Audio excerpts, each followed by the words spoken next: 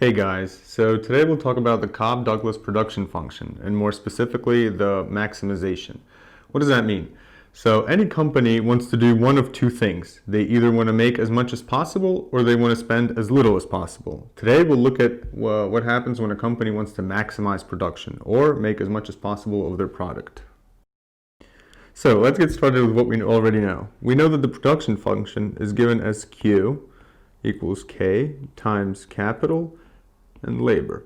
Let's assume here that we have constant returns to scale, so alpha plus 1 minus alpha equals 1. So we have that. And now we have total costs of the company that are given by wage times labor plus rent times capital. What does this mean? We pretty much have two things here, L and K, labor and capital. And wage, W, is how much you have to pay your workers per hour, and R, rent, is how much you have to pay for the capital. For our example, let's use workers and a field. So we have workers whom we have to pay $15 per hour, and we have rent where we have to pay, say, $300 per month. Now, let's also say that our budget constraint, or how much money we can spend in total, is $12,000, which is our total costs. So now what we have is $12,000 equals 15L, because we pay our workers $15 per hour, plus 300K, because we rent our fields for $300 a month, for example. Now, let's also say, for the sake of this example, that our output elasticity of capital, or alpha, is 1/4, and our total factor productivity, A, is 10. So now we can rewrite our production function as Q equals 10 times K to the 1/4 times L to the 3/4.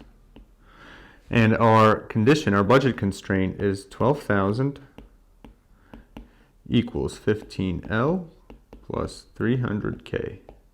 Now we're ready to set up the Lagrangian. Okay, so here's what we have before. We plugged in all our numbers. Let's write down the Lagrangian. We have, first of all, Q, so 10 K to the 1/4 L to the 3/4 plus lambda, and the condition, 12,000 minus 15L minus 300K. Okay, and now we're ready to take the first order conditions. So partial derivative of the Lagrangian with respect to labor is 3/4 times 10 times K to the 1/4 and L to the minus 1/4 minus 15 lambda, and we'll set that equal to 0. And let's do the same thing for capital. So the partial derivative of the Lagrangian with respect to K is 1/4 times 10 to the K minus 3/4 L to the 3/4 minus 300 lambda. And we'll also set that equal to 0. Let's call these equations 1 and 2. So now that we have the two equations, let's try to simplify them and solve both for lambda. So let's start with the first one. For the first one, we have lambda equals 3 times 10 divided by 4 times 15, K to the 1/4 times L to the minus 1/4 equals 1/2 K to the 1/4 L to the minus 1/4. And for the second equation, we have that lambda equals 10 divided by 4 times 300, K to the minus 3/4, L to the 3/4. And this can simplify down to 1 over 120, K to the minus 3/4, L to the 3/4. Okay, so now that we've simplified both equations and solved them for lambda, we know that lambda equals lambda, so then surely these two things must equal each other. So let's write that out.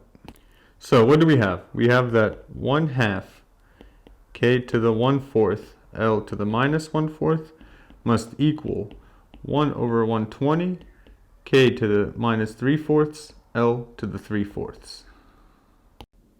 So we need to simplify this. Let's multiply both sides by 120. We have 60 times K to the 1/4 L to the minus 1/4 equals k to the minus 3/4 L to the 3/4. Now, if we multiply both sides by k to the 3/4 and L to the 1/4, what we end up with is 60k equals L. So what does that mean? It means that for every unit of capital, we need 60 units of labor. So for every one field that we rent, we will need 60 times as many workers. Let's see how many of each we actually need. So going back to our budget constraint of $12,000, we now have additional information that L equals 60k. Let's plug it in and solve for k. 12,000 equals 15 times 60k, because we plug in L, plus 300k. What do we get? 12,000 equals 900k plus 300k, and we now know that k equals 10.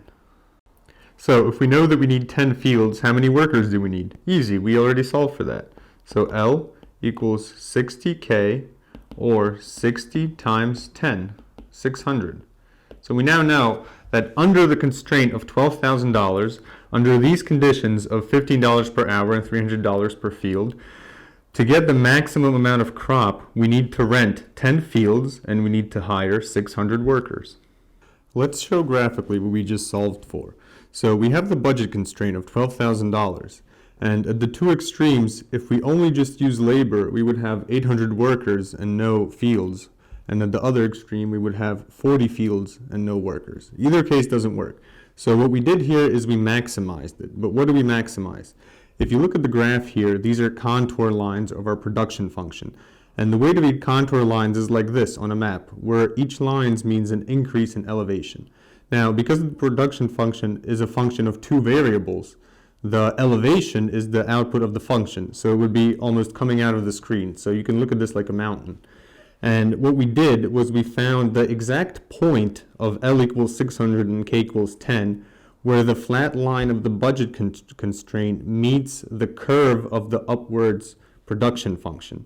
And that's called the maximization. Because any other point, we would have either extra workers left over or extra field left over or not enough money.